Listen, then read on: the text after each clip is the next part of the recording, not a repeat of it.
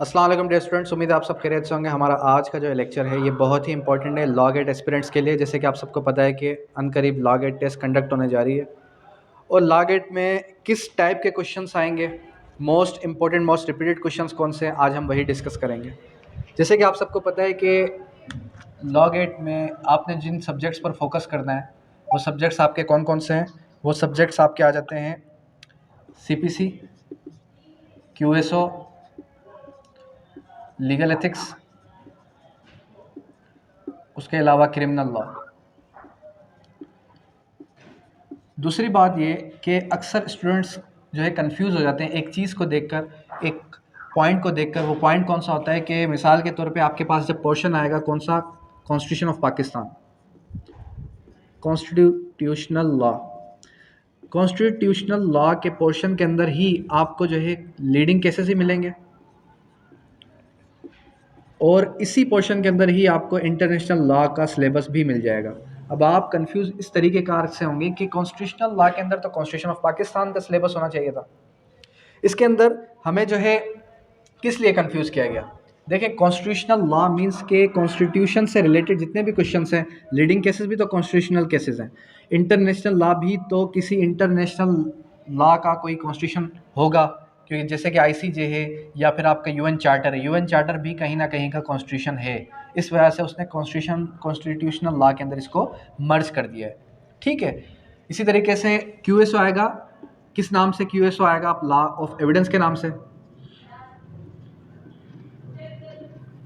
और दूसरी बात ये कि जो क्रिमिनल लॉ होगा, क्रिमिनल लॉ के पोर्शन के अंदर ही आपको मिलेगा कौन सा पोर्शन, क्रिमिनल लॉ के पोर्शन के अंदर ही आपको मिल जाएगा CPC और CRPC और PPC।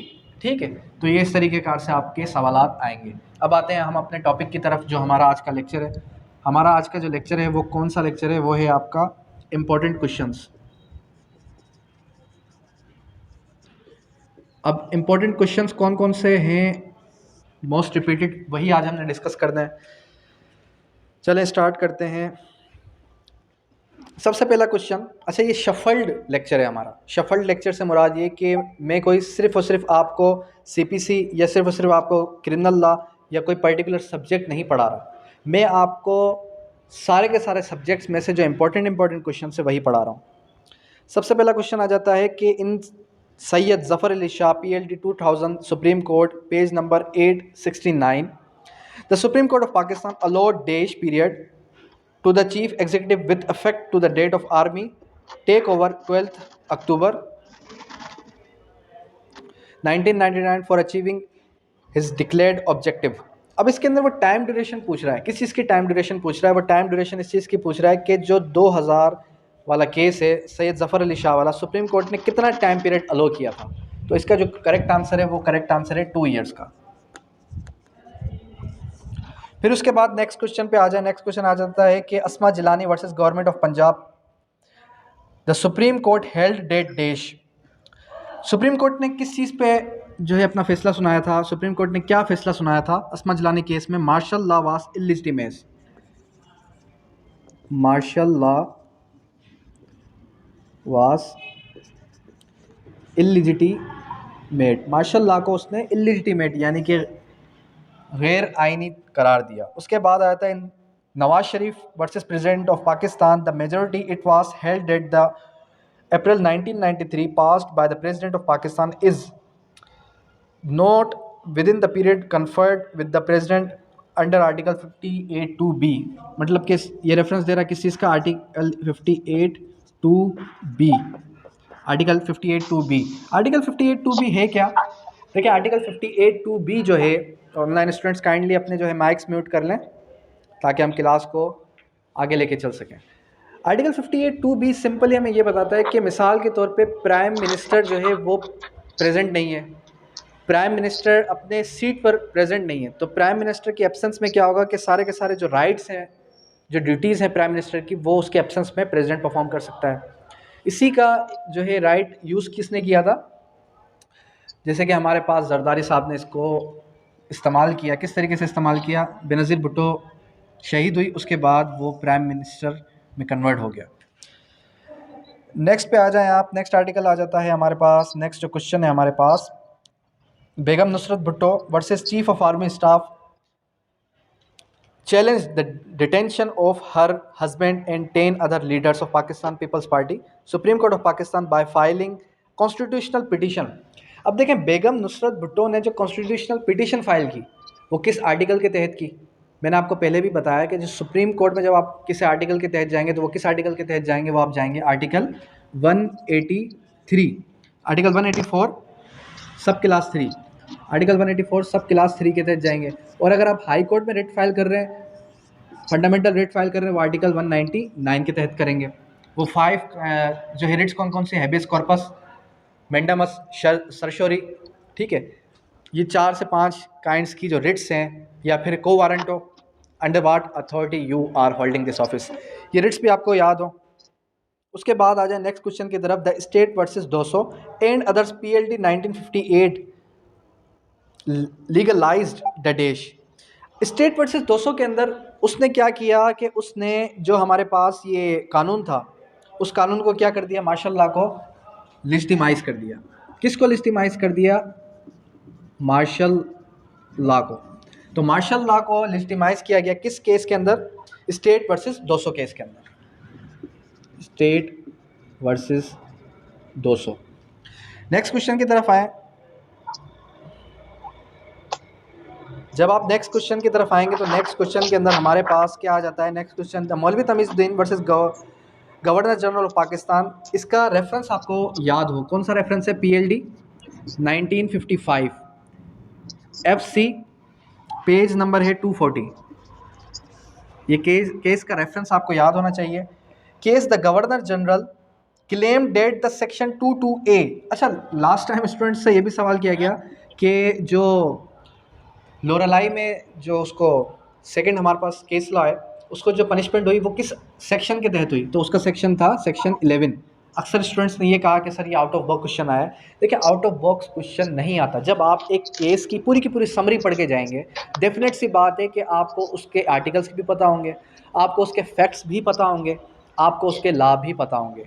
जब आपको फैक्ट्स, हकीकतों की सारी बात का पता है तो फिर आप ये ना समझें कि आपको लॉ का नहीं पता, क्योंकि आपकी ये जिम्मेदारी बनती है कि आप क्या करें, आप उसके लॉ की तरफ भी मूव ऑन करें। उसके बाद जो हम बात कर रहे थे किसकी? हम बात कर रहे थे कि इस केस के अंदर जो है हमारे पास क्या हुआ था कि 22A 223A ये सेक्शन था इसका, ठीक है। ये सेक्शन आपने याद रखना है। ये section is not a law and new class of the act required to assent of governor general. The matter was decided by, किसने इस मैटर को डिसाइड किया था? इस मैटर को डिसाइड किया था चीफ कोर्ट ऑफ सिंध ने। चीफ कोर्ट ऑफ सिंध ने इस मैटर को डिसाइड किया। अंडरस्टैंड? उसके बाद फिर आप आ जाएं अल जिहाद ट्रस्ट की तरफ। Al Jihad trust versus federation of Pakistan. The case was filed by the in supreme court of Pakistan. Consequence the order of the court the national assembly prime minister members cabinet shall to be dash. इन सब को क्या करना चाहिए? इन सब को restore करना चाहिए। रिस्टोर का मतलब कि इनको अपनी असेंट वापस, इनको अपनी डेजिग्नेशन को वापस देना चाहिए। उसके बाद कॉन्स्टिट्यूशन ऑफ पाकिस्तान जो हमारे पास नेक्स्ट पेरा आ जाता है जी। माइक्स अपने म्यूट कर लें। माइक्स म्यूट नहीं करेंगे तो मैं ऑनलाइन क्लास को डिस्ट्रैक्ट कर दूंगा, कैंसिल कर दूंगा। अगर आपने ऑनलाइन क्लास नहीं लेनी तो मुझे बता दें, मैं आपकी जो है क्लास को एंड कर देता हूँ। नहीं लेनी आपने क्लास? अच्छा, उसके बाद कॉन्स्टिट्यूशन ऑफ पाकिस्तान की तरफ जब हम मूव ऑन करेंगे तो according to the constitution 1973 the state shall provide free and compulsory education to the child. अब सवाल ये आया था लास्ट टाइम कि एक बच्चा जो है उसको स्टेट की क्या रिस्पॉन्सिबिलिटी है कि कितने साल तक वो जो है क्या कर सकती है, उसको एजुकेट करेगी, फैसिलिटेट करेगी।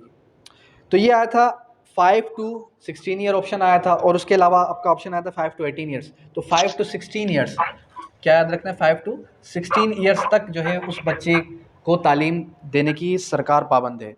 उसके बाद the person shall not be qualified to be elected और chosen as the member of Majlis Shura unless he is in the case of national assembly not less than dash. कितने साल का होना चाहिए कि वो नेशनल असेंबली जो है हमारे पास मजलिस शुरा में इलेक्ट हो, तो उसकी जो एज है वो कितनी है?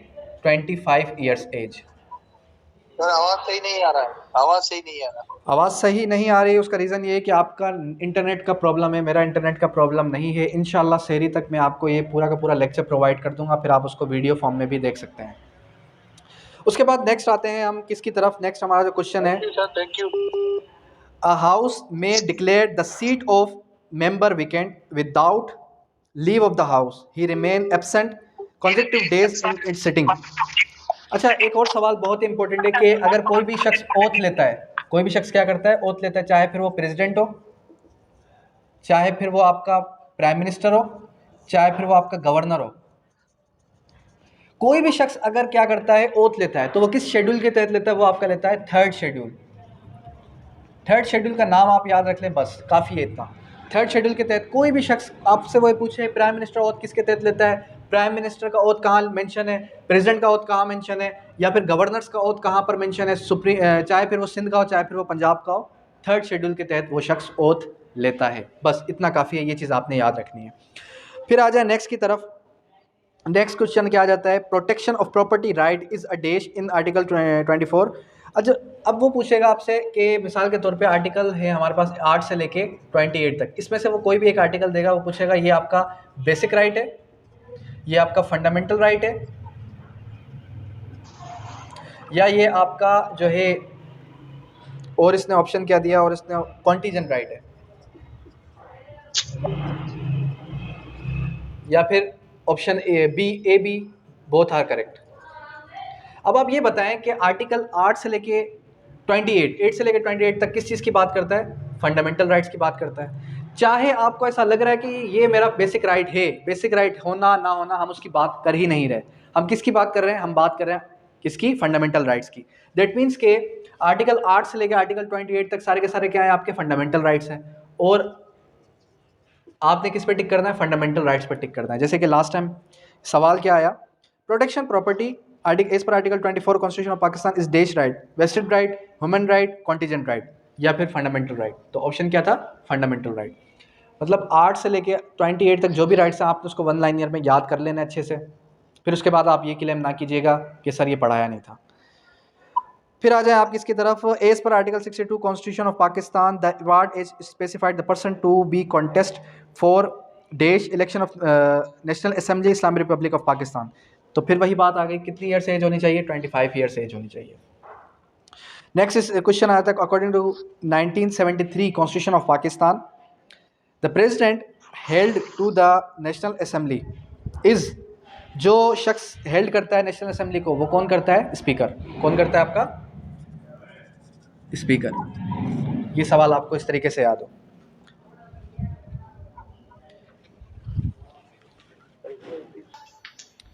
उसके बाद हम मूव करते हैं, एक स्टूडेंट का क्वेश्चन आया। स्टूडेंट का क्वेश्चन ये है कि सर आर्टिकल 128 क्यूएसओ समझा दें। आर्टिकल 128 क्यूएसओ क्या बात करता है? आर्टिकल 128 क्यूएसओ जब आप ओपन करेंगे तो उसके अंदर लिखा होगा लिजिटिमेसी ऑफ चाइल्ड। क्या बात लिखी है? Legitimacy of child. इसका क्या मतलब है, क्या कहना चाहता है ये? आर्टिकल 128 जब आप ओपन करेंगे तो वहाँ पर आपको एक बड़ी कॉमन बात मिलेगी, और बड़ी जो है इलॉजिकल बात मिलेगी। वो बात क्या कह रहा है? वो बात ये कह रहा है कि कोई भी हस्बैंड एंड वाइफ शादी करते हैं, शादी होने के बाद 6 महीने बाद अगर कोई बच्चा पैदा हो जाए, और आने वाले 2 साल तक अगर कोई बच्चा पैदा हो जाए, तो वो बच्चा क्या होगा? वो बच्चा लेजिटिमेट होगा। लेजिटिमेट का मतलब क्या है? जायज़ होना। अब डेफिनेट सी बात है, स्टूडेंट के जहनों में ये सवाल उभरेगा कि सर 6 महीने बाद कैसे बच्चा पैदा हो रहा है, और वो जायज़ किस तरीके से, या 2 साल बाद बच्चा पैदा हो रहा है वो जायज़ किस तरीके से? तो मेरे कहने का मकसद सिंपल इतना है, 6 महीने बाद एक बच्चा पैदा हुआ, मिसाल के तौर पे 7th मंथ्स के अंदर बच्चा पैदा हो गया, तो उसके लिए कंडीशन एक इम्पोज कर दी गई। प्रोवाइडेड डेट के अंदर जब आप पढ़ेंगे, कंडीशन इम्पोज ये की गई कि वो बच्चा, शर्त ये है कि उसकी फिज़िकल हेल्थ क्या हो, फिज़िकल हेल्थ भी ये बताए कि वो बच्चा 7 माह का है। ठीक है, अगर 7 महीनों बाद बच्चा पैदा हो रहा है और वो बच्चा 7 महीनों बाद बच्चा पैदा हो, लेकिन वो बच्चे की फिज़िकल हेल्थ कितनी है? 9 मंथ्स है, तो वो लेजिटिमेट नहीं होगा। सही है। इसी तरीके से अगर 2 साल बाद बच्चा पैदा हो रहा है और उसकी फिज़िकल हेल्थ 2 साल नहीं है बल्कि 9 मंथ्स है, तो वो भी कंडीशन है कि वो जायज़ नहीं होगा। अंडरस्टैंड? क्लियर है ये चीज़? आगे मूव ऑन करें। अब मिस्टर मुदस्सिर, आपको ये चीज़ क्लियर हो गई? हाँ, ड्यूरिंग मैरिज का मतलब ये है शादी होने के बाद। देखिए, शादी होने के बाद एक बच्चा 7 महीनों बाद पैदा हुआ और उस बच्चे की फ़िज़िकल हेल्थ भी 7 महीने है, तो वो बच्चा जायज़ है। ठीक है?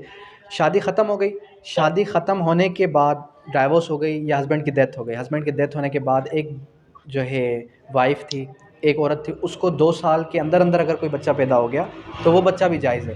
लेकिन शर्त ये है कि उस बच्चे की फ़िज़िकल हेल्थ भी उतने महीने हो जितने महीनों बाद वो बच्चा पैदा हुआ है। इसका आंसर लेजिटिमेट होगा। लेजिटिमेट का मतलब ये है कि जायज़ होना। ठीक है?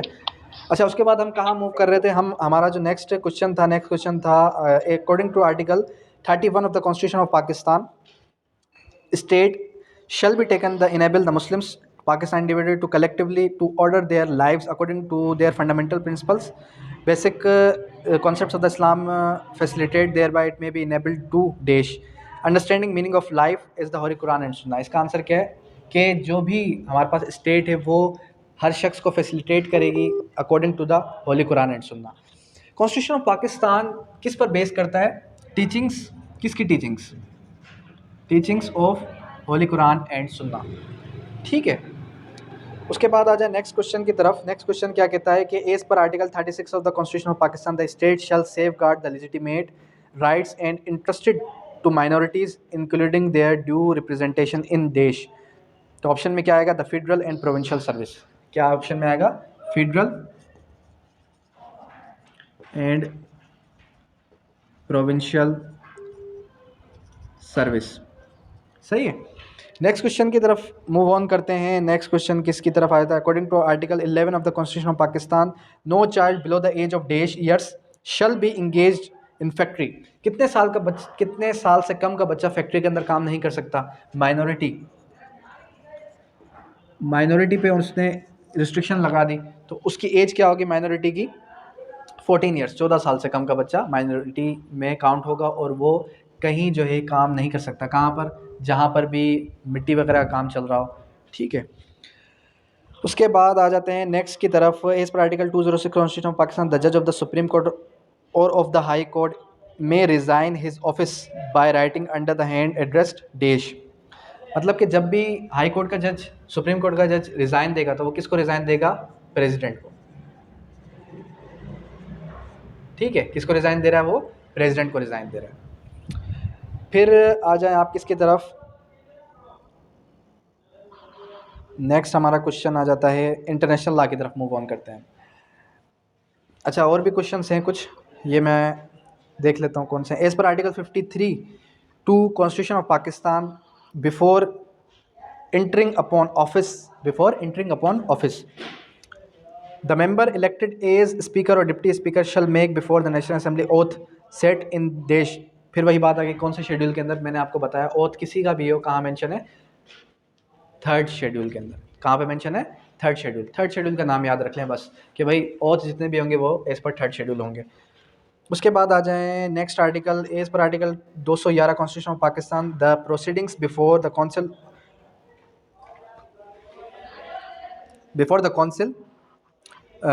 It's report to be president and removal of जज as per class 6209 shall be called in question. मतलब कि जब भी किसी को रिमूव किया जाएगा तो वो क्या किया जाएगा? वो इन क्वेश्चन किया जाएगा किसी भी स्टेज पे। चाहता हूँ लेकिन मुझे थोड़ा काम है, आप मुझे लेक्चर भेज देना। मैंने आपको पहले ये चीज़ क्लियर कर दी है कि जो क्लास अभी चल रही है यही क्लास आपको रिकॉर्डिंग फॉर्म में ग्रुप के अंदर शेयर हो जाएगी with in few hours.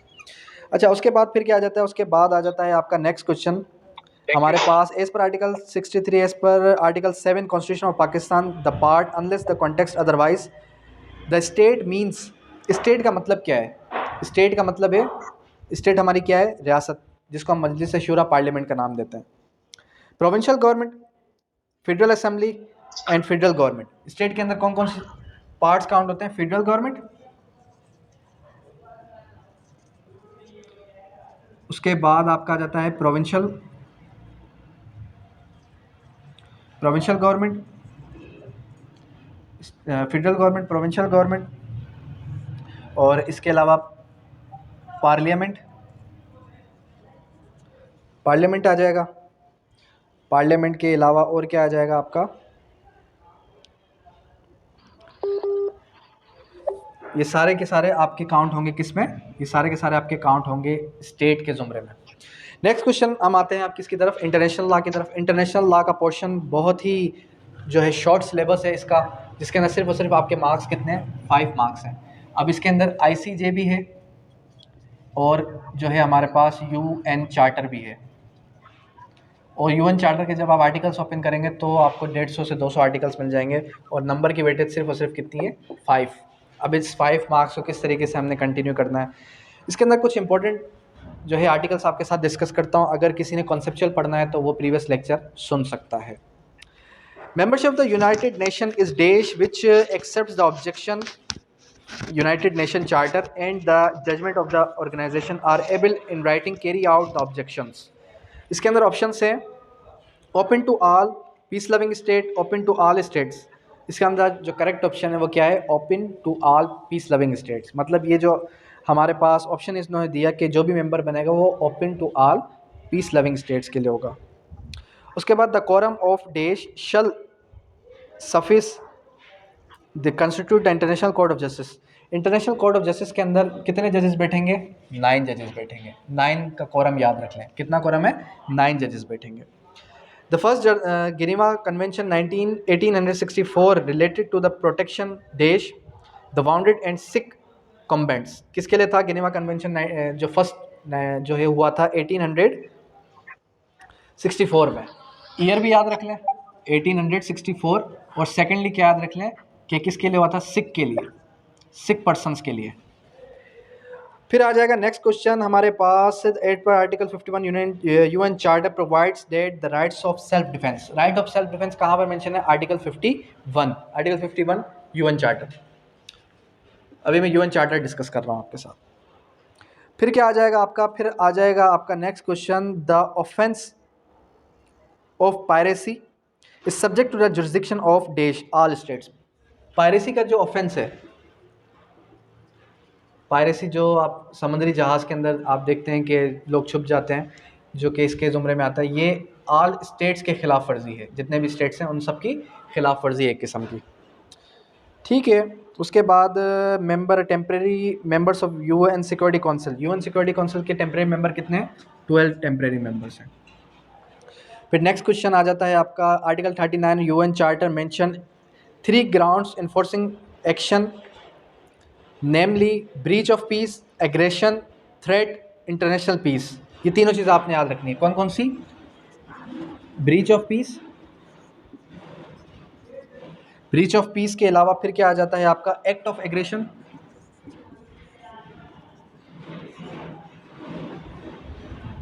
Act of aggression के अलावा क्या आ जाएगा आपका, इंटरनेशनल पीस,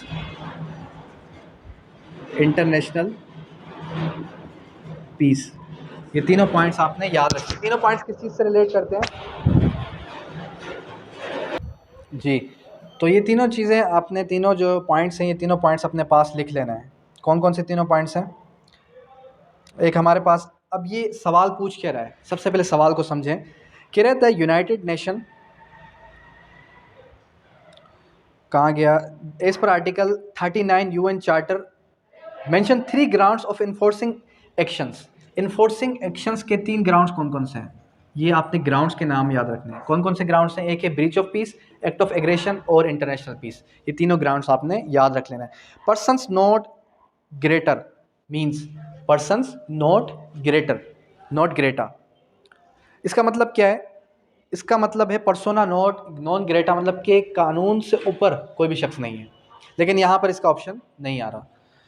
उसके बाद आ जाता है आपका the strata doctrine relates to, जो हमारे पास स्ट्रेटा डॉक्ट्राइन है, किस चीज़ से रिलेट करती है, ये रिलेट करती है आपके रिकॉग्नाइजेशन ऑफ स्टेट, स्टेट की रिकॉग्नाइजेशन। स्टेट की रिकॉग्नाइजेशन का मतलब क्या है कि रिकॉग्नाइज करना, ये स्टेट कहाँ पर सिचुएट करता है, इसके ऊपर किसकी हुकूमत होनी चाहिए, इसके ऊपर किसकी हुकूमत नहीं होनी चाहिए, ठीक है।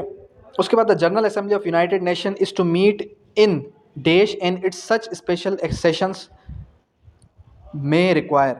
जो भी हमारे पास जनरल असेंबली, UN चार्टर की जनरल असेंबली की मीटिंग होती है वो कितनी होती है, वो होती है एनुअल बेसिस पे। कि कौन से बेसिस पे, एनुअल बेसिस पे, यानी कि साल में एक बार इनकी मीटिंग हेल्ड होती है। यहाँ तक कोई सवाल हो?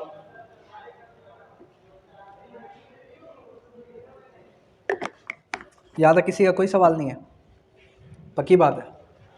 इसके बाद हम क्यूएसओ लेके चलेंगे, क्यूएसओ के बाद फिर आगे मूव करेंगे।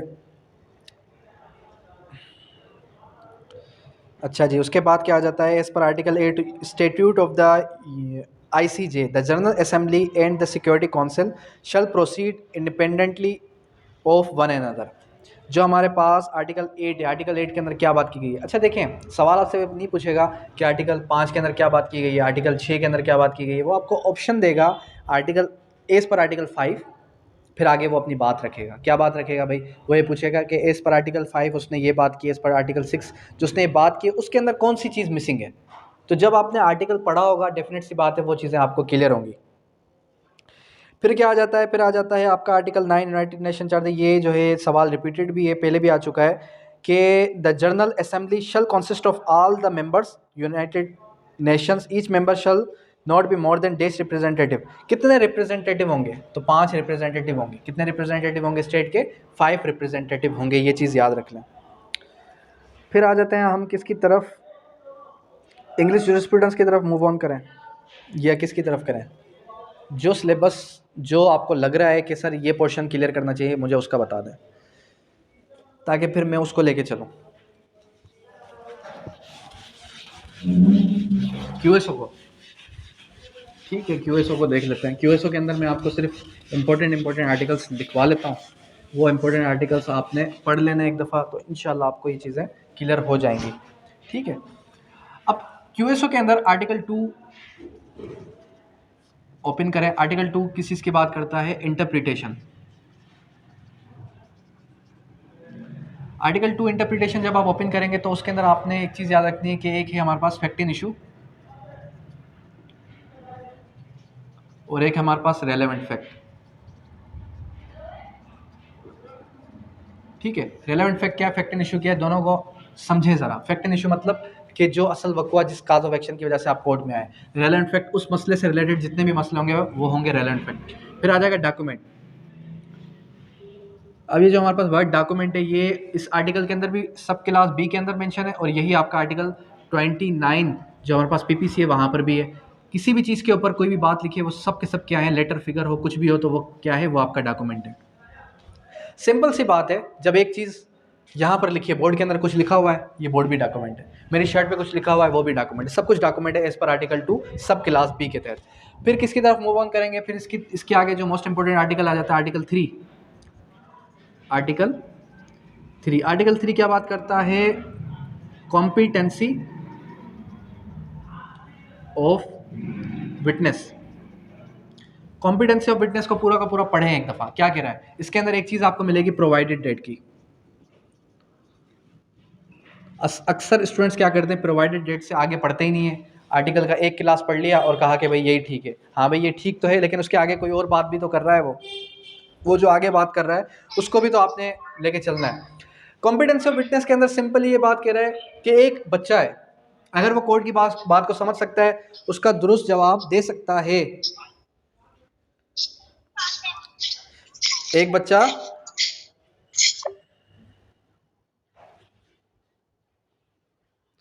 अगर कोई बच्चा जो है क्या कर सकता है, एक बात को समझ सकता है कोर्ट की बात को और उसका दुरुस्त जवाब दे सकता है, तो वो क्या है, वो भी कॉम्पिटेंट टू टेस्टिफाई है। ठीक है, उसके बाद अगर कोई ऐसा शख्स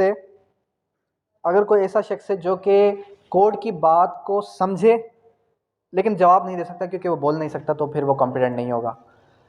चाहे वो बच्चा हो, चाहे वो बड़ा हो, चाहे वो बूढ़ा हो, कोई भी शख्स हो, वो क्या है, वो सारे के सारे कॉम्पिटेंट टू टेस्टिफाई इस पर आर्टिकल 3 और आर्टिकल 17 के अंदर जब आप ओपन करेंगे तो क्या मिलेगा, हुदूद केसेस के बारे में बात करेगा वो, कि हुदूद मैटर्स के अंदर नंबर ऑफ विटनेस कितने होंगे, नंबर ऑफ विटनेस। इस आर्टिकल को भी यही वाइंड अप करते हैं। इस आर्टिकल के अंदर सिंपली ये बात की गई है कि भाई एक मिसाल है, एक शख्स है या एक बच्चा है, क्या वो कॉम्पिटेंट है या नहीं। सबसे पहली बात, मेल हो, मुस्लिम हो, एडल्ट हो, तज़किया शहूद, ये सब के सब क्या हैं, कॉम्पिटेंट टू टेस्टिफाई हैं एज पर आर्टिकल 17 कानून शहादत ऑर्डर। फिर फर्दर ये बात की गई कि 2 मर्द हों या फिर 1 मर्द और 2 औरतें। क्या 2 मर्द हों या फिर 1 मर्द और 2 औरतें। 2 मेल और वर्ड क्या यूज़ किया गया, 2 मेल। फिर आगे क्या वर्ड यूज़ किया गया, और 1 male, 1 male and 2 female. Students ने यहाँ पर जो ऑप्शन था, यहाँ पर HEC ने आपको और का वर्ड दिया, आपने क्या कर दिया, आपने इस ऑप्शन पे बिना सोचे समझे टिक कर दिया। तो ये ऑप्शन हो गया आपका गलत, क्योंकि यहाँ पर क्या था, यहाँ पर एंड का वर्ड था। मैं कहने का मकसद क्या है, कहने का मकसद है 2 मर्द या फिर 1 मर्द और 2 औरतें। तो 2 मर्द और 1 मर्द और 2 औरतें, ये इंग्लिश वाला और नहीं है, उर्दू वाला और है। तो यहाँ पर एंड यहाँ पर हो रहा है। इस चीज़ को भी जहन में रखिएगा, क्यों, क्योंकि HEC आपको कंफ्यूज बड़ा करता है और आप कहेंगे कि ओह ये तो मैं चीज़ भूल गया था। आर्टिकल 17 क्लियर है। अब आते हैं किसकी तरफ, 4 से लेके 14 तक। कम्युनिकेशन, सॉरी कम्युनिकेशन को छोड़ा है, protected communication. Communication, protected communication के अंदर कौन कौन से आ जाएंगे, एक आ जाएगी मैजिस्ट्रेट्स, फिर आ जाएगा ड्यूरिंग मैरिज,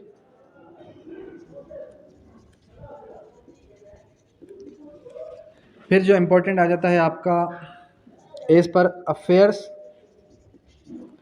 ऑफ स्टेट, फिर आ जाएगा आपका, अल्लाह आपको नेकी दे, नेक्स्ट जो हमारे पास है प्रोफेशनल कम्युनिकेशन,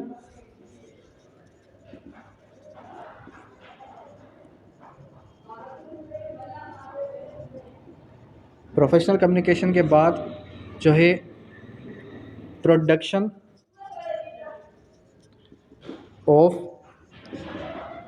टाइटल डीड। यहाँ से एक सवाल आपका लाजमी आएगा। अब वो सवाल क्या होगा, वो सवाल ये होगा कि इनमें से कोई भी कम्युनिकेशन है वो प्रोटेक्टेड है, फोर्स डिस्क्लोजर है, या फिर जो है क्या कौन सी कम्युनिकेशन है।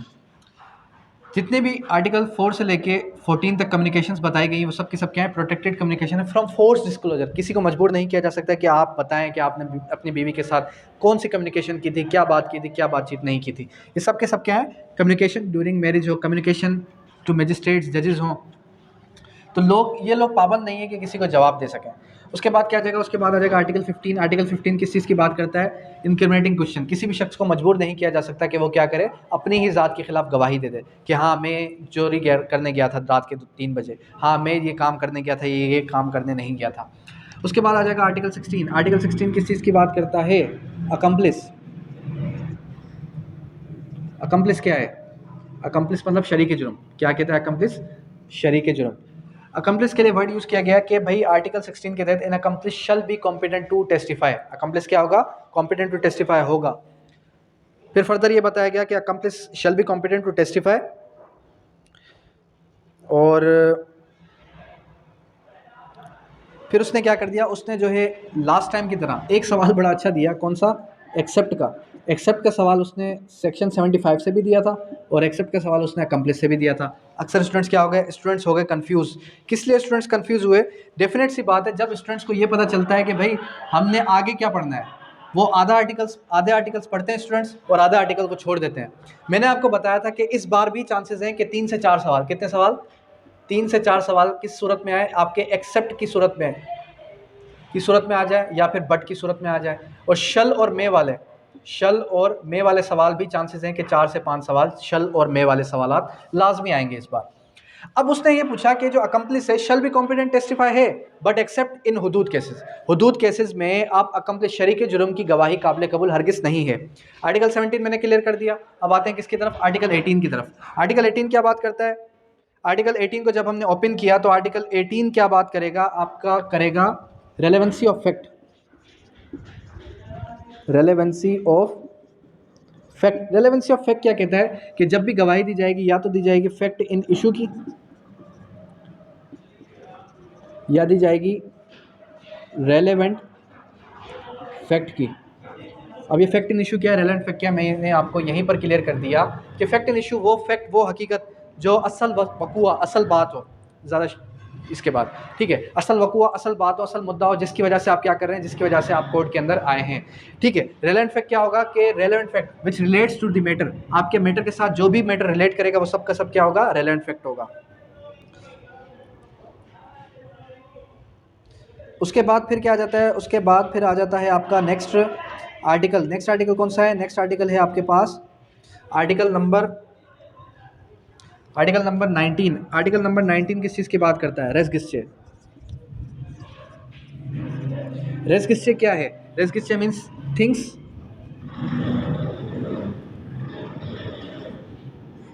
Closely done. Things closely done का मतलब ये, मिसाल के तौर पे मैं कहूँ कि मैंने उस शख्स को खंजर से मारा, अब खंजर से मारने के बाद का इवेंट, खंजर से मारने से पहले का इवेंट, ये सब के सब क्या है, थिंग्स क्लोजली डन है। उसके बाद आ जाएगा आर्टिकल 20। आर्टिकल 20 क्या बात करता है, आर्टिकल 20 बात करेगा हमारे पास के जो ओकेजन है, जो हमारे पास मोटिव, प्रिपरेशन, ये सब के सब क्या है, मोटिव हो, प्रिपरेशन हो, प्रीवियस सब्सीक्वेंट कंडक्ट हो, ये सब का सब भी आपके मैटर के साथ रिलेट है या इररिलेट है, इसके बारे में बताएं।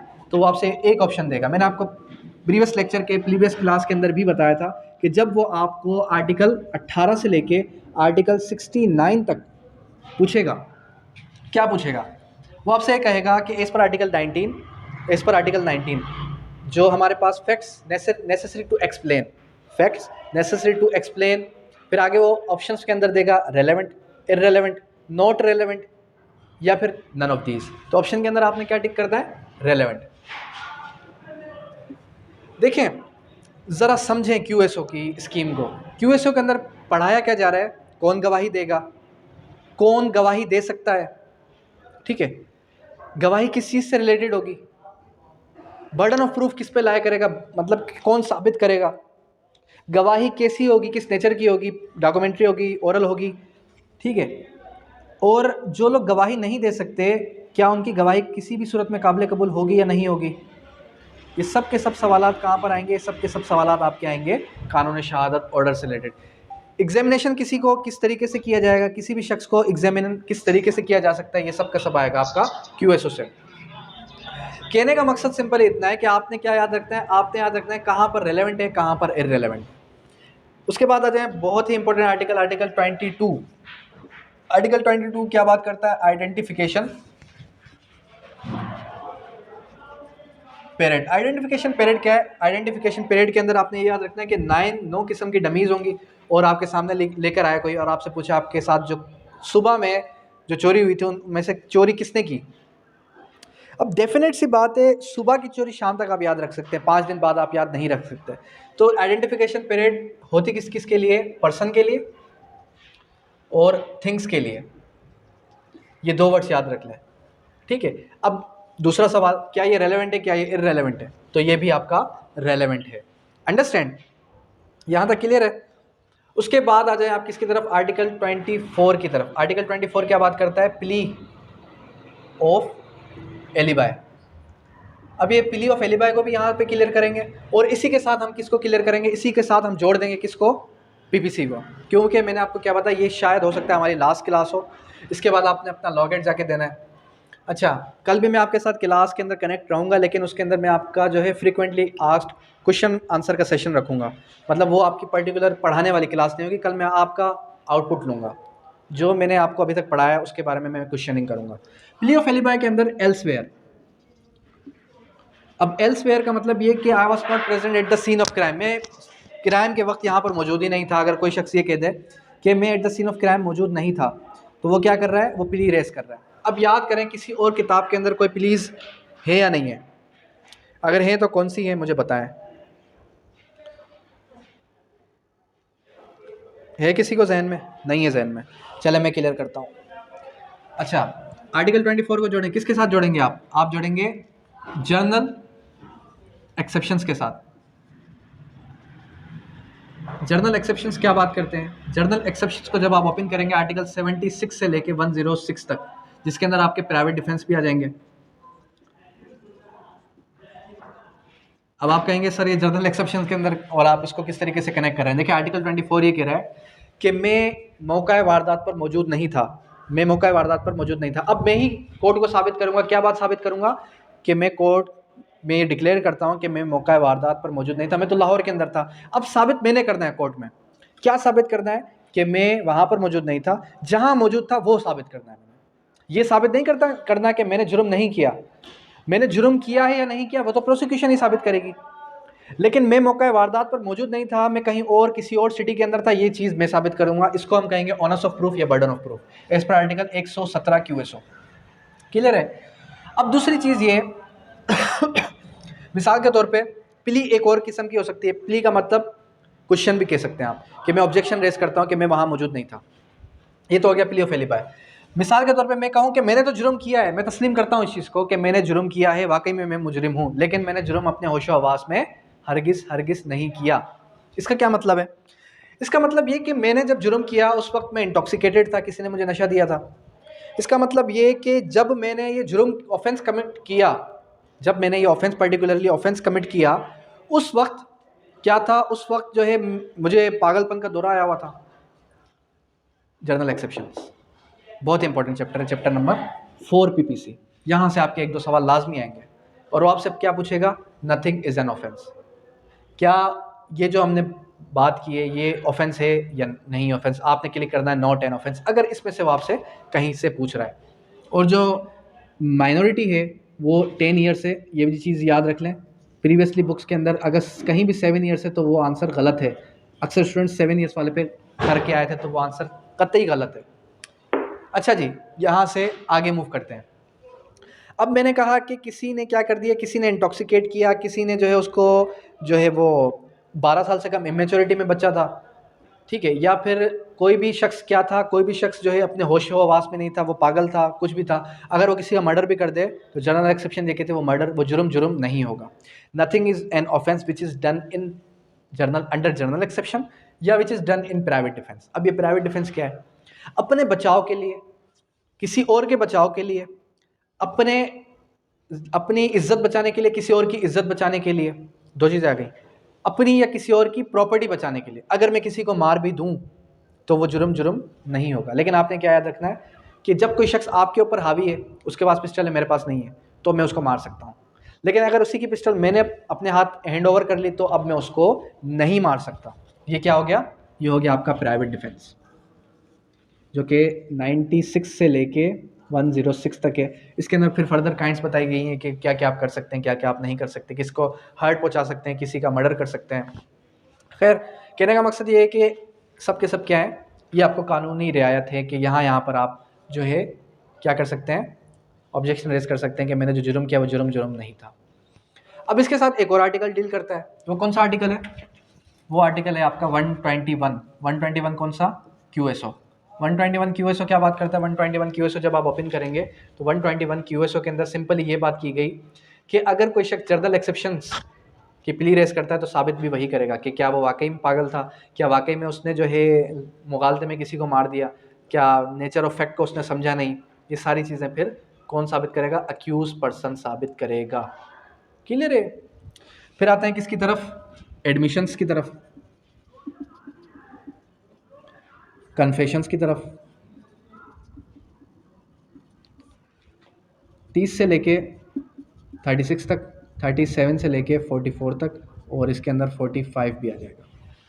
30 से लेके 36 तक किस चीज़ की बात करता है? एडमिशंस की। एडमिशंस है क्या? एडमिशंस कैसे होगा? सिविल का कॉन्सेप्ट है। सिंपल इतना समझ लें कि एडमिशंस कहाँ होता है, कहाँ नहीं होता। एडमिशंस का जो कॉन्सेप्ट है वो कहाँ पर होगा? सिविल के अंदर। ABC ये तीनों कहते हैं कि हम तीनों ने मिस्टर डी के साथ फ्रॉड किया, मिस्टर डी से पैसे खाए। अगर ए भी कह दे तो ये तीनों का एडमिशन है। अगर इसी तरीके से कन्फेशन के अंदर आ जाए और ए कहे कि हम तीनों ने मिलकर मिस्टर डी का मर्डर किया है, तो ये कन्फेशन है किसका? मिस्टर ए का। इन दोनों के लिए सरकमस्टेंशियल एविडेंस है। क्या है? Circumstantial evidence. जब तक कोई और कोरोबोरेटिव एविडेंस नहीं आएगा तब तक ये साबित नहीं करेगा। अब इसी तरीके से आपने किसको समझ लिया? आपने समझ लिया सिविल के मैटर को। एडमिशंस कहाँ पे होते हैं? एडमिशंस आपके होते हैं किसके अंदर? सिविल के मैटर के अंदर। और पार्टी हो, रेफर्ड पर्सन हो, तो वो भी एडमिशन कर सकता है। आर्टिकल 45 ने किस चीज़ की बात की? एस्टोपल की। एस्टोपल का क्या मतलब है? एस्टोपल का मतलब ये कि अगर कोई शख्स, कोई पार्टी क्या कर दे, एडमिशन कर जाए, उसके बाद स्टॉपल लग जाएगा कि वो अपनी बात से हरगिज़ मुकर नहीं सकता। वो क्या नहीं कर सकता? अपनी बात से मुकर नहीं सकता। इसी तरीके से फिर फर्दर आप मूव ऑन करें किसकी तरफ? फर्दर आप मूव ऑन करेंगे आपके नेक्स्ट टॉपिक की तरफ, कन्फेशन की तरफ। Confession article 37, 38, 39। आर्टिकल 37, 38, 39 बड़ा इंपॉर्टेंट है। आर्टिकल 37, 38 क्या बात करता है? Confession in front of police, confession in custody of police, दोनों की किसी भी किस्म की नो एविडेंटरी वैल्यू भी याद रख सकते हैं। इसी तरीके से अगर वो आपसे ये पूछ ले सिंपली कि आप ये बता दें कि अच्छा ये रेलेवेंट है या नॉट रेलेवेंट है, confession in front of police, relevant, not relevant, irrelevant, तो आंसर क्या होगा? इररेलेवेंट। क्या होगा? इररेलेवेंट। क्यों इररेलेवेंट होगा? क्योंकि जाहिर सी बात है, मैंने आपको क्या बताया, पूरा का पूरा चैप्टर किस चीज का निचोड़ है? रेलेवेंसी ऑफ फैक्ट का। कौन कौन सी बातें, कौन कौन से फैक्ट्स क्या होंगे? रेलेवेंट होंगे, इररेलेवेंट होंगे। माइक म्यूट कर लें काइंडली, ठीक है। कौन कौन सा फैक्ट क्या होगा? रेलेवेंट होगा, इररेलेवेंट होगा। लेकिन आपने यहाँ पर ये याद रखना है कि कन्फेशन जब पुलिस के सामने किया जाए, इन कस्टडी ऑफ पुलिस किया जाए, तो उसकी किसी किस्म की कोई भी अहमियत नहीं है। अच्छा, उसके बाद इंकशाफी बयान आर्टिकल 40 है, जो क्या बात करता है? हाउ मच ऑफ कन्फेशन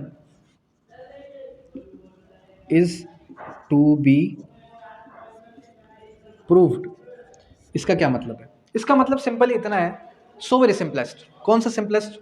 इसका मतलब सिंपल इतना है कि अगर मिसाल के तौर पे मैं ये कह दूं कि मिस्टर मुदस्सिर, जो कि इस टाइम ऑनलाइन क्लास ले रहे हैं, अच्छा ऑनलाइन पे इस टाइम पे हमारे पास एक ही कैंडिडेट है, लगता है बाकी सारे के सारे इंटरेस्टेड नहीं है। बाद में फिर ये क्लेम हरगिज़ मत कीजिएगा, ऑनलाइन को मैं अभी ऑन द रिकॉर्ड ये बात कर रहा हूँ। फिजिकली तो मुझे पता है कि कितने स्टूडेंट्स हैं, जितने मेरे पास प्रीवियसली आ रहे थे उतने ही अभी भी मौजूद हैं।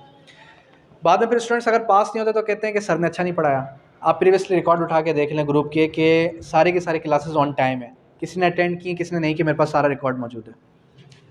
अच्छा, खैर मैंने स्टूडेंट से ये भी प्रॉमिस किया हुआ है कि अगर कोई स्टूडेंट 80+ मार्क्स स्कोर करेगा तो उसको लावित मुबारक कोचिंग की तरफ से एक ट्रॉफ़ी, उसके शील्ड जो है उसके घर पे मिलेगी। वो कैसे मिलेगी वो मैं टीसीएस वगैरह करवा दूंगा। खैर, अच्छा आर्टिकल 40 ने क्या बात की? आर्टिकल 40 ने सिंपल इतनी बात की कि जब आप मैं जाके ये कह दूँ पुलिस के सामने कि मैंने मिस्टर जुलैद का मर्डर किया है और मैंने उसकी लाश जो है फ़लाँ कब्रिस्तान में जाके दफनाई है। अब मिस्टर जुलैद क्या कहेगा? मिस्टर जुलैद तो डेड है। पुलिस क्या करती है? पुलिस जाके देखते हैं वाकई उसकी लाश वहीं पर दफन है। मैं कहता हूँ मेरे जो खून से लथपथ कपड़े हैं, वो खंजर है, वो सब मेरे घर पे मैंने छुपा के उस जगह पे रखा हुआ है। अब पुलिस जब देखती है तो वाकई में वो चीज़ मिल जाती है। कन्फेशन का वो हिस्सा जो साबित हो रहा है, जो क्या हो रहा है? साबित हो रहा है। पुलिस क्या कर लेगी? उसको कलेक्ट कर लेगी, मुझे हथकड़ियाँ पहना के, मुझे हैंडकफ्स पहना के अरेस्ट कर लेगी। फिर भी कन्फेशन की ज़रूरत है। फिर भी किसकी ज़रूरत है? कन्फेशन की। अब इसको दोबारा आप क्रॉस रेफरेंस के साथ कनेक्ट करें। 164 किस चीज़ के बारे में बात करता है? स्टेटमेंट्स के बारे में। सीआरपीसी बता रहा हूँ। 164 सीआरपीसी बात करता है स्टेटमेंट्स के बारे में। और सेकेंडली बात किस चीज़ की करता है? सेकेंडली बात करता है आपका कन्फेशंस के बारे में। और 164 हमेशा रेड विथ किसका साथ? 364 के साथ। तो ये तो हो गया हमारा कन्फेशन, कि कन्फेशन का कितना हिस्सा साबित करने की ज़रूरत है, कितना हिस्सा साबित करने की ज़रूरत नहीं है। खैर, उसके बाद आ जाएंगे आप किसकी तरफ? आर्टिकल 45 की तरफ। स्टॉपल भी क्लियर हो गया। अब आते हैं किसकी तरफ? अब आते हैं हमारे पास 53 से लेके 58 की तरफ। 53 से 58 तक किस चीज़ की बात करता है? How much of statement is to be proved. Statement के कितने हिस्से को साबित करने की ज़रूरत है? स्टेटमेंट जो आप दे रहे हैं उसके कितने हिस्से को साबित करने की ज़रूरत है? आर्टिकल 54 ने तो सिंपल इतनी बात कर दी कि जब आप प्रीवियस कोई जजमेंट उठा के ले आए, प्रीवियस कोई भी जजमेंट उठा के लेके आ जाते हैं, तो उसके बाद आपको हरगिज़ साबित करने की ये ज़रूरत नहीं है कि आप ये बताएं कि आप वहाँ पर थे, आप वहाँ पर नहीं थे, आप ये बताएं कि आपने क्या किया क्या नहीं किया। खैर, आपने जब जजमेंट पेश कर दी प्रीवियसली तो आपकी वो जजमेंट काउंटेबल है। आर्टिकल 54 ने बात की, जो बात आर्टिकल 53 के अंदर नहीं है वो 54 के अंदर है। तो ये इस तरीके से आपको डिस्ट्रैक्ट करेगा। उसके बाद आर्टिकल 59 से लेके 65 तक, opinion of experts. Opinion of experts के बारे में क्या बात करता है? ओपिनियन ऑफ एक्सपर्ट्स के बारे में हमारे पास बात करेगा कि मिसाल के तौर पे मैंने आपको आगे चल के पढ़ाना है एक आर्टिकल, बहुत ही इंपॉर्टेंट आर्टिकल 70 से लेके 71, ओरल एविडेंस। क्या बताना है मैंने? Oral evidence. ओरल एविडेंस मतलब ज़बानी गवाही। मैं कहता हूँ कि मैंने किसी का मर्डर होते हुए देखा, मैं कह रहा हूँ कि मैंने किसी का मर्डर होते हुए देखा है, क्लास के अंदर मिस्टर जुलैद ने मिस्टर अली का मर्डर कर दिया, ठीक, कर दिया। अब oral evidence must be direct का मतलब ये कि मैं खुद गवाही दूं जाके, लेकिन उसकी एक्सेप्शन भी है। Where there is general rule there is an exception. उसकी एक्सेप्शन क्या मौजूद है? उसकी एक्सेप्शन ये है कि अगर मिस्टर जुलैद की डेड बॉडी मिलती है और डॉक्टर से ये पूछा जाए कि आप ये बताएं इसकी मौत कैसे हुई है, वो डॉक्टर ये कहता है कि इसकी मौत 2 घंटे पहले हुई है, इसकी जो डेथ हुई है वो डेथ हुई है गला घोटने की वजह से, तो ये कैसे बता रहा है? वो एज पर हिज एक्सपर्टीज़ कैसे बता रहा है? उसकी एक्सपर्टीज़ के हिसाब से। क्लियर है ये? अंडरस्टैंड? उसके बाद फिर क्या आ जाता है? उसके बाद फिर आ जाता है कि ओपिनियन ऑफ एक्सपर्ट, एक्सपर्टीज़ की जो है, एक्सपर्ट किस किस चीज़ पर होगा? साइंस पर हो, फॉरेन लॉ पर हो और आर्ट पर हो। कौन से वर्ड्स याद रखते हैं? की वर्ड्स जो हैं साइंस, आर्ट और फॉरेन लॉ।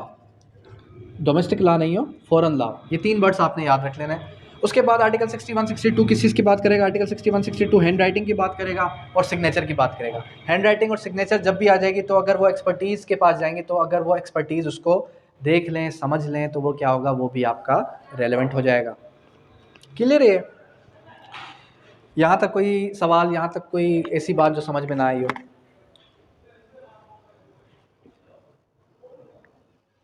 नहीं। फिर आ जाते हैं किसकी तरफ? फिर आ जाते हैं हम, आर्टिकल 60 हो गया, 61 हो गया। अब आते हैं किसकी तरफ? आर्टिकल 66 से लेके आर्टिकल 69 की तरफ, character when relevant.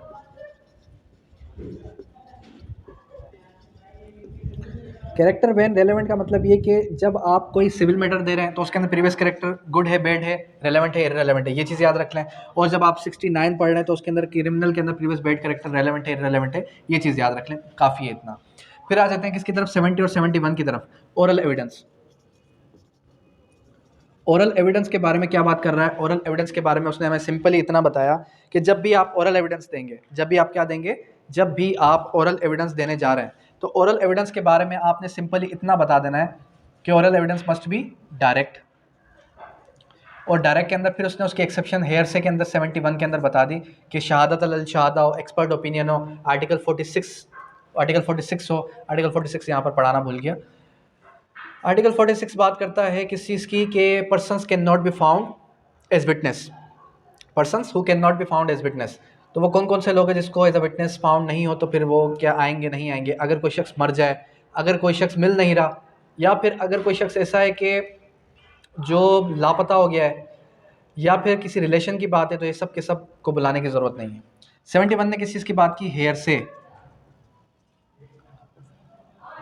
Evidence is no evidence. तो 71 ने तो बात कर दी कि भाई हेयर से एविडेंस की कोई भी एविडेंटरी वैल्यू नहीं है, hearsay evidence is no evidence. Clear है? लेकिन एक्सेप्शन भी बता दी, 46 की सूरत में एक्सेप्शन बता दी, 59 से 65 की सूरत में एक्सेप्शन बता दी, शहादत अल शहादा की सूरत में एक्सेप्शन बता दी। लेकिन अभी तो हमारे पास कौन सा दौर आ गया है? मीडिया का दौर आ गया है, तो आजकल की सूरत में आप फ़ोन कॉल पे भी विटनेस को बुला सकते हैं। अच्छा जी, यहाँ तक क्लियर है ये? 70, 71 कोई सवाल, कोई चीज़? 72 से लेके 73 किस चीज़ की बात करता है? प्राइमरी और secondary evidence. Primary and secondary evidence क्या बात करता है? प्राइमरी एंड सेकेंडरी एविडेंस बात सिंपल इतना करता है कि जब आप एक किताब खुद से ले जाएं कि जज साहब ये किताब है, इस किताब के अंदर, इस कानून के अंदर ये बात लिखी है, वो क्या है? प्राइमरी एविडेंस है। उस किताब की फोटोकॉपी लेके जा रहे हैं, वो क्या है? सेकेंडरी एविडेंस है। एक ओरिजिनल डॉक्यूमेंट में ले जाता हूँ किसी भी रिकॉर्ड ऑफ राइट की एंट्री का, तो वो क्या है? प्राइमरी एविडेंस है। उसकी फोटोकॉपी लेके जाता हूँ, वो क्या है? सेकेंडरी एविडेंस है। अब इसके अंदर जो 8 क्लासेज हैं, कितने क्लासेज हैं? 8। ऑप्शन के अंदर वो क्या कहेगा? ऑप्शन के अंदर वो ये कहेगा कि इन 8 में से कोई भी एक की ऑप्शन देगा और बाकियों को कोई और ऑप्शन देगा। अब बताएं कि क्या ये प्राइमरी है, सेकेंडरी है? तो वो क्या होगा? वो सेकेंडरी होगा। आपने खुद आइडेंटिफाई करना है कि वो प्राइमरी के अंदर काउंट हो रहा है या सेकेंडरी के अंदर काउंट हो रहा है। फिर आ जाते हैं किसकी तरफ,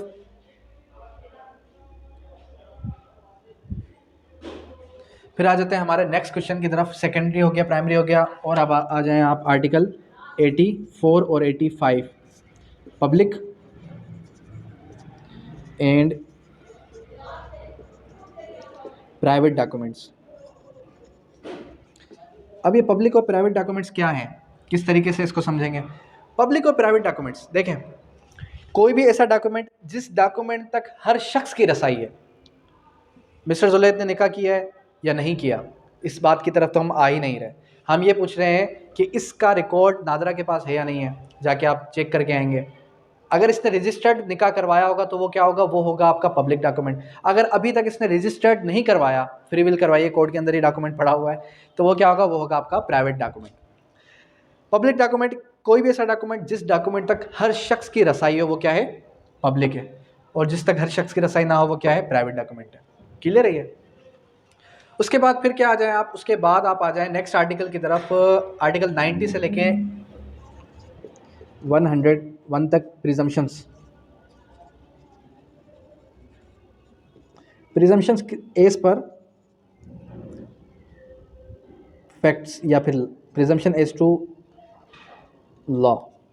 एक आता है प्रिजम्पशन एज टू फैक्ट्स और एक आता है presumption of law. Presumption as to law जो है, प्रिजम्पशन एज टू फैक्ट 129 के अंदर है।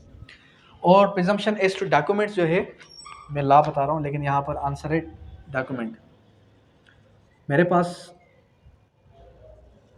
अच्छा, प्रिजम्पशन एज टू डॉक्यूमेंट्स के अंदर जब आप देखेंगे तो ये कह रहा है कि 30 साल पुराने डॉक्यूमेंट्स, कोई भी ऐसा डॉक्यूमेंट जो कि ओरिजिनल हो, सर्टिफाइड हो, वो सब के सब क्या हैं, वो सब के सब किसी के साथ आपको शल कवर्ड मिलेगा, किसी के साथ आपको मे कवर्ड मिलेगा। तो प्रिजम्पशन है, प्रिजम्पशन मतलब मफरूज़ा है कि उसको समझा जाएगा कि वो रियल है, वो फेक है, या वो रियल नहीं है। ठीक है, कहीं कहीं मे लिखा है, कहीं कहीं शेल लिखा है। जहाँ दो ऑप्शन हैं, जहाँ पर दो ऑप्शन है तो वहाँ पर मे पे टिक करना है। जहाँ पर एक ही ऑप्शन है, कोड के पास और कोई चांस नहीं है, तो वो वहाँ पर आपने शल पे टिक करके आना है। क्लियर है। उसके बाद आ जाएगा स्टॉपल। स्टॉपल, स्टॉपल के बारे में आपने याद रखना है आर्टिकल 113 से लेकर 116 तक। टू स्टॉप समवन, अगर कोई शख्स डिक्लेरेशन दे दे, अगर कोई शख्स अपने एक्ट के ज़रिए से कह दे कि ये प्रॉपर्टी मैं उसको तोहफे पे देता हूँ, क्या कर रहा हूँ, तोहफे पे दे रहा हूँ, तो ये क्या कर रहा हूँ, मैं डिक्लेयर कर रहा हूँ। तो ये सब का सब क्या आ जाता है, ये सब का सब आ जाता है किसमें, किसके ज़ुमरे में आ जाएगा, ये आ जाएगा आपका स्टॉपल के ज़ुमरे में। अगर मैं कह दूँ, कहने के बाद में को मैंने तो ऐसा कुछ कहा ही नहीं था, समझ रहे। तो जब मैं डिक्लेरेशन कर दूं, उसके बाद अगर मैं अपनी बात से मुकरूंगा तो मुकर नहीं सकता मैं। सिविल के अंदर ये एप्लीकेबल होता है, पहले भी क्लियर करा चुका हूं मैं। फिर आ जाएगा किस पे, फिर आ जाए आप आर्टिकल 111 से लेके 114 तक, facts which need not to be proof. कौन कौन से फैक्ट्स हैं जिनको साबित करने की हरगिज़ ज़रूरत नहीं है, कौन कौन से facts needs not to be proved, not to be proved. कौन कौन से फैक्ट्स हैं जिनको साबित करने की ज़रूरत नहीं है, 101 से लेके 114 तक। अब 101 से लेके 111 से लेके 114 तक जब आप ओपन करेंगे, एक तो आपको मिलेगा कि जुडिशियली नोटिसेबल फैक्ट्स। क्या मिलेगा,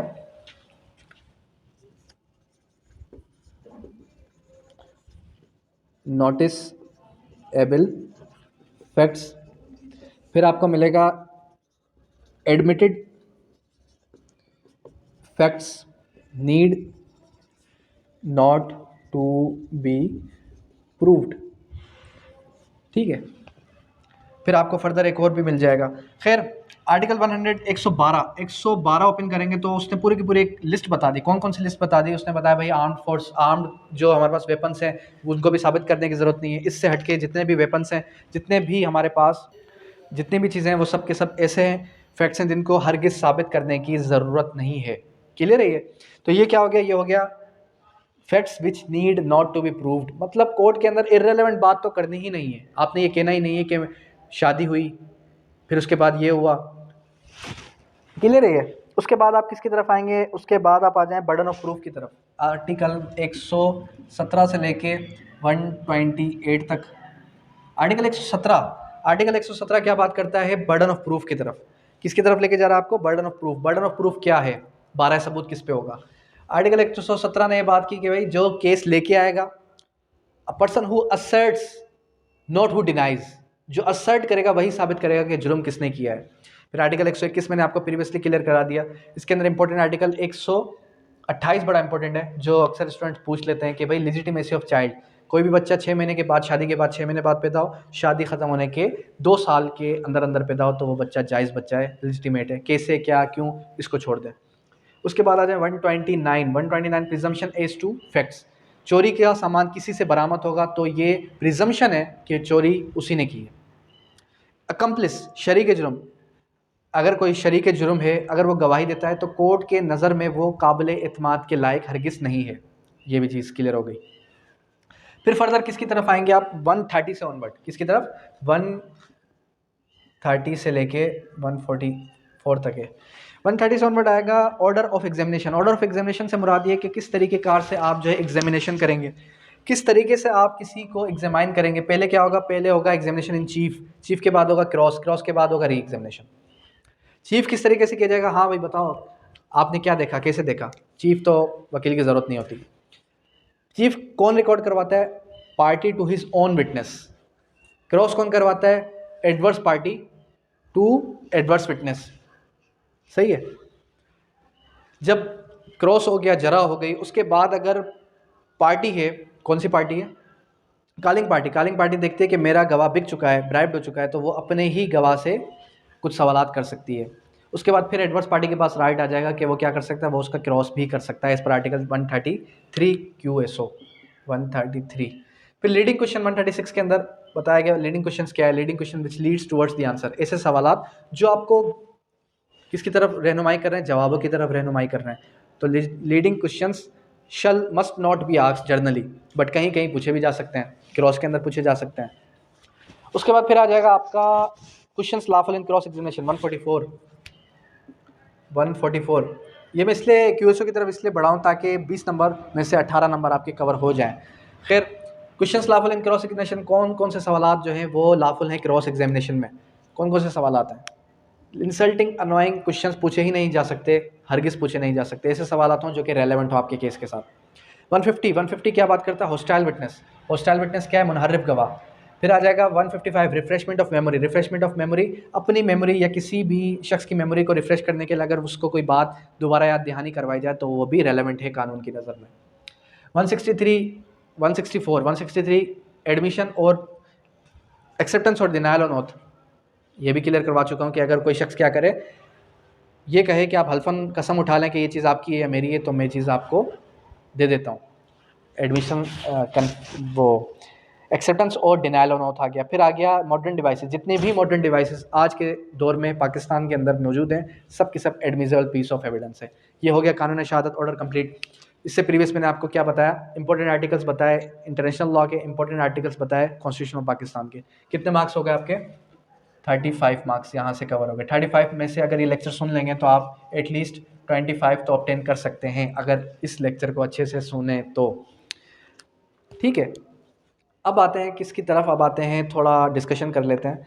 बाकी जो चैप्टर्स रह गए हैं, बाकी जो हमारे पास टॉपिक्स या सब्जेक्ट्स रह गए हैं, वो प्रीवियसली लेक्चर्स में मैं कवर करवा चुका हूँ। ठीक है, जहाँ से मुझे लगा कि ये इंपॉर्टेंट हिस्सा है तो वो मैंने आपको कवर करवाया। अब अगर लॉ गेट की बात की जाए तो देखें, इतना भी टफ या मुश्किल टेस्ट नहीं है जो आप ये कहेंगे सर होगा ही नहीं, टेस्ट क्रैक कर ही नहीं सकते। बिल्कुल क्रैक कर सकते हैं, 100 में से 50 उठाना कोई बड़ी बात है ही नहीं। अगर आप सारे के सारे सब्जेक्ट्स को टच करके आ चुके हैं, सारे के सारे लेक्चर्स मेरे लेकर आ चुके हैं। हाँ, वो बात अलग है कि आप लापरवाही करते हैं, वेब जनरेटेड टेस्ट ही नहीं देते, तो फिर उसमें आप मुझे लायबल ठहरा ही नहीं सकते। कोशिश करें जितना हो सके उतना ज़्यादा बैरेक्स पर फोकस करें। आज मैं 2x की स्पीड में चल रहा हूँ क्योंकि मुझे पता है कि सिलेबस बुक पूरी की पूरी कवर करवाना बहुत शॉर्ट टाइम में बहुत मुश्किल है। खैर, अब थोड़ा 1x पे आ जाता हूँ। 2x पे चला था, आपने 1x पे सुनना, अभी 1x पे हूँ तो फिर 2x पे चले जाइए। कहने का मकसद सिंपल ही इतना है कि कोशिश आपने यही करनी है कि आपने जितना हो सके उतना ज़्यादा बैरेक्स पढ़ना है। टाइम कम है, परसों आपका टेस्ट है, आप क्या करें, आप जो है बैरेक्स को उठा लें, बैरेक्स को गो थ्रू करें जितना हो सके। QSO CPC लीगल एथिक्स की तरफ बढ़ें। QS और CPC लीगल एथिक्स की तरफ बढ़ेंगे तो इंशाल्लाह आप मार्क्स ऑब्टेन कर जाएंगे। अगर अभी भी कोई चीज़ समझ में नहीं आई, कोई भी ऐसी क्वेरी, कोई भी ऐसा क्वेश्चन है जो आपको लगता है कि ये चीज़ क्लियर नहीं है, एंड टाइम तक, इवन अगर 10 बजे प्रेजेंट होना है लॉ गेट के टेस्ट के अंदर, उससे आधा घंटा पहले भी मुझसे कोऑर्डिनेट करेंगे, मैं आपको आंसर कर दूंगा। स्टूडेंट्स की कभी मेरे से शिकायत नहीं रही कि सर जवाब ही नहीं देते, सर कॉल नहीं उठाते। हमेशा कॉल उठाता हूँ, हमेशा जवाब देता हूँ। पूछने वाले बने बस, ठीक है। इंशाल्लाह अल्लाह आपको कामयाब करे। Thank you, that's all.